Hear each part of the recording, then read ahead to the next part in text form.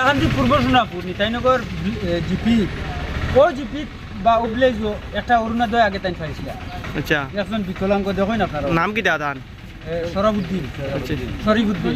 আচ্ছা। কিন্তু বর্তমানে দেখা যায় ও যে অরুণোদয় যেটা ও অরুণোদয়টা পর্যন্ত কাটিয়ে ফেলেছে।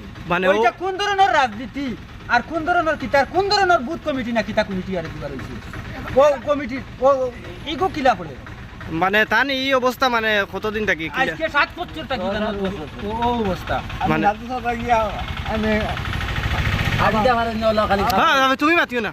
আমার হ্যান্ডিক্যাপ সার্টিফিকেট আছে। আচ্ছা, আমি হ্যান্ডিক্যাপ টাকা ওইলা ফার্স্টে মানে জমাইয়া দিছি। এই কিস্তি পাইছে 5,000 টাকা, এই কিস্তি 9,000 টাকা। মাঝে লোকজন জমা হয়ে দিও 6,000 টাকা। এর বাদে নরেন্দ্র মোদী দিল মাসে মাসে টাকা পার হইয়া। এর বাদে ওটা নিল অরুণোদয়। এর বাদে ওটা নিল অরুণোদয়। অরুণোদয় নিয়ে তো রেগুলার হয়ে গেছি।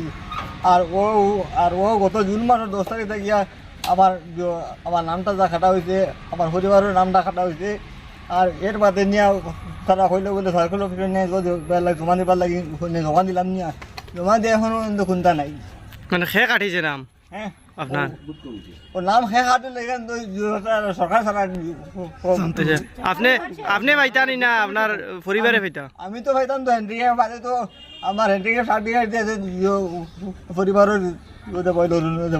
আচ্ছা আচ্ছা, তারাও তো ফার্স্ট গিয়া দিও ও তো হ্যান্ডিক্যাপ ডকুমেন্ট দিয়ে দিও ও 68 কত হয়ে গেছে। এরকম দলাল করে কাটিছে। এখন আমারও নাই, পরিবারের নাই, কোনটা নাই ভাই না এখন কিছু? কিচ্ছু হয় না। নাম কিতা আপনার? আমার নাম হলো সতীপুদ্দিন মিশ্র। বাড়ি? বাড়ি হলো পূর্ব সোনাপুর।